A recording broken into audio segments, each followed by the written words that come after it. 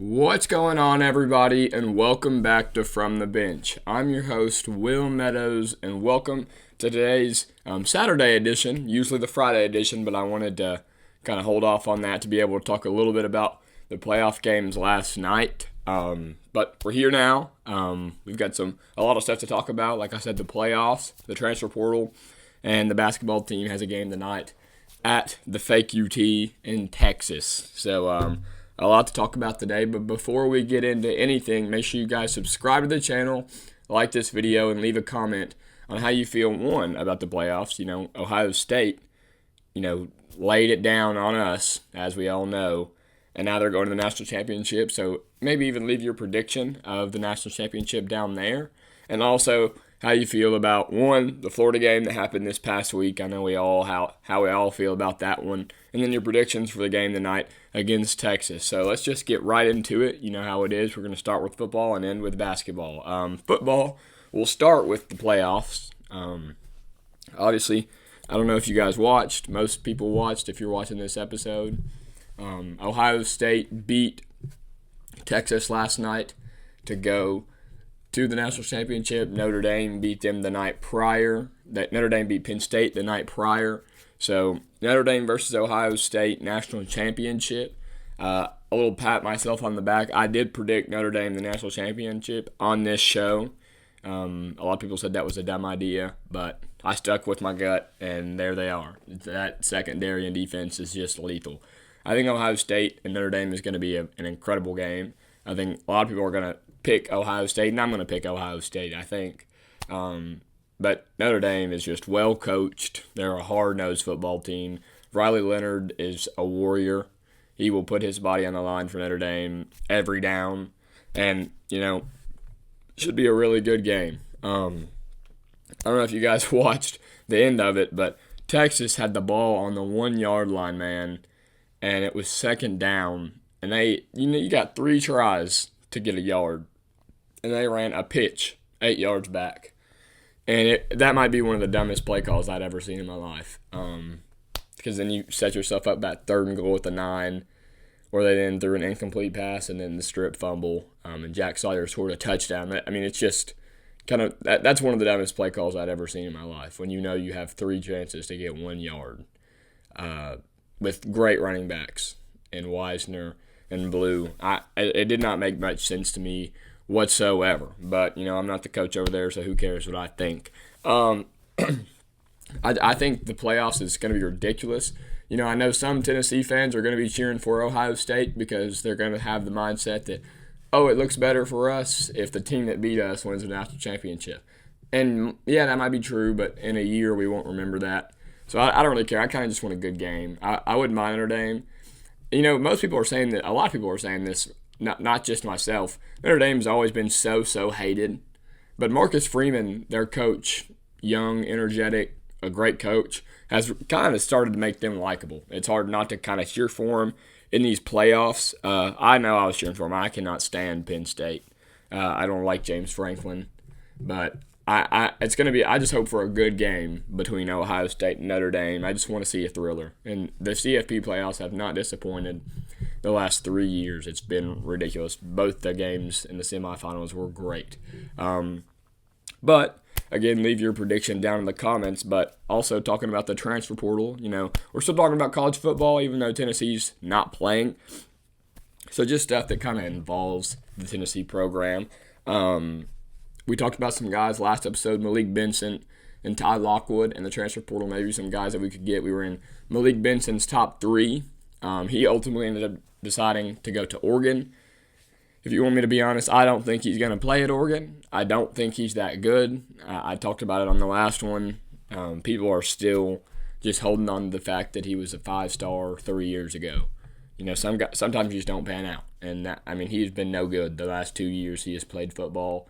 And if you can't be good on a 1-11 or 2-10, whatever Florida State went last year, then I don't know how you can be very good at Oregon.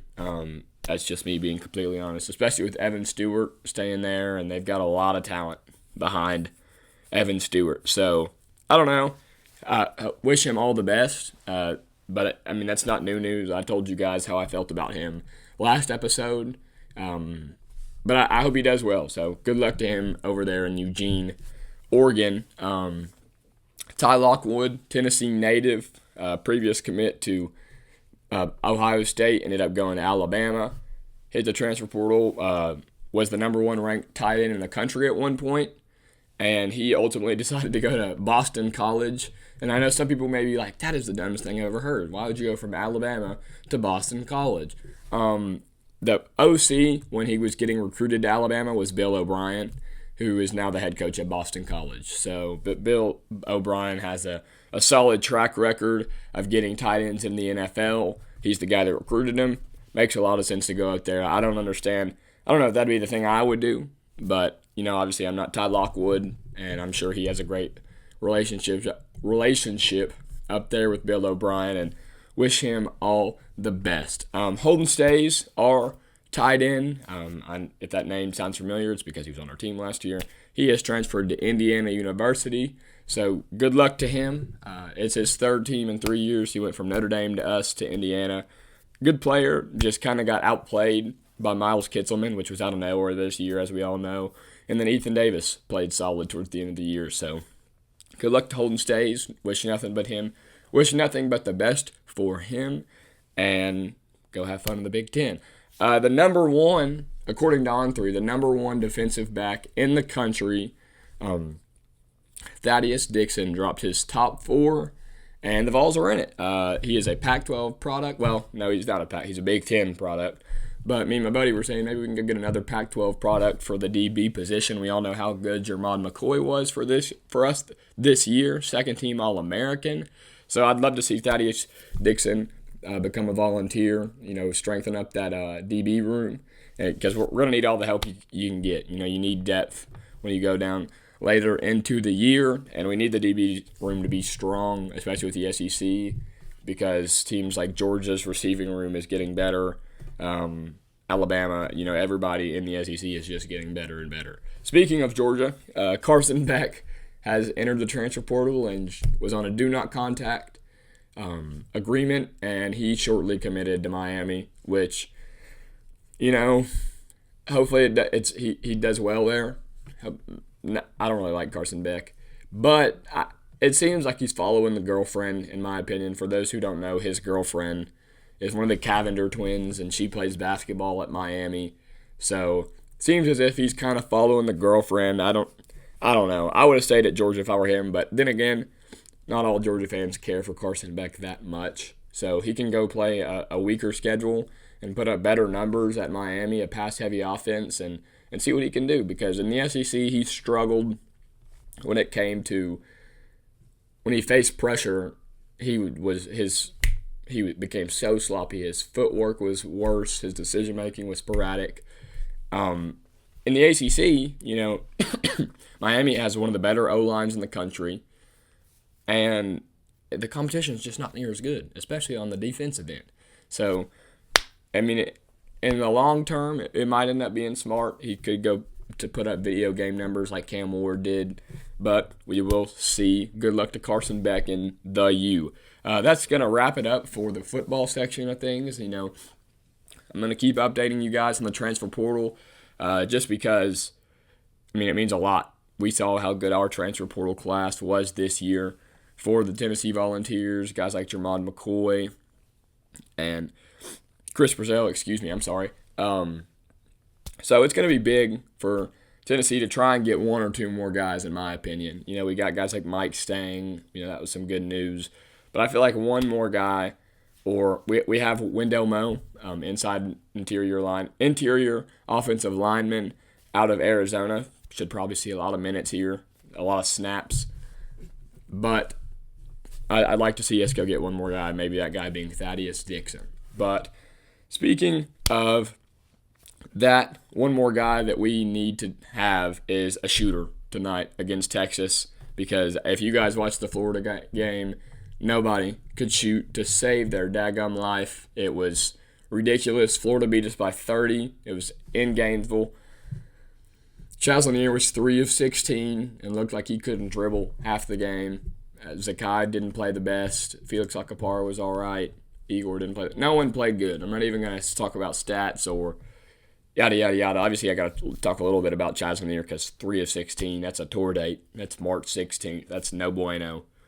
And he's the best player, a top 5 player in the country. And he will probably be a finalist for the Wooden Award. So, when the better player has not the best game, that's going to get spotlighted a little more. And that's just the cost of being one of the best players in the country. But they've got a chance to bounce back tonight. They are in Texas, in Austin, Texas. It's a very winnable game. Texas is 11-4, but they have dropped their first 2 in conference play, losing to Texas A&M, and then a close one to Auburn a couple of nights ago, the night that we played Florida.